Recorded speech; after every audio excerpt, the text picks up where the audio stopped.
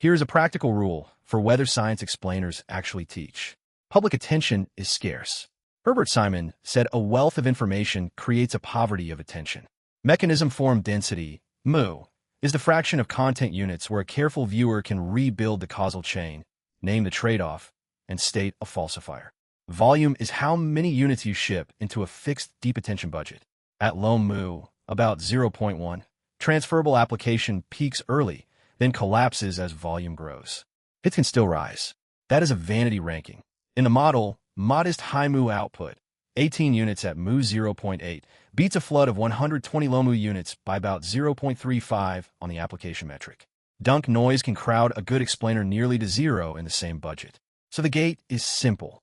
Raise mechanism form density before you scale post and cadence. Instrument application probes not only click through. Protect deep slots from low mu flood. That is how complex ideas scale without losing the mechanism. High signal. First principles. Subscribe to the Executor for more first principles breakdowns. That is at Executor CEO. Open problems. Real solutions. High signal. First principles.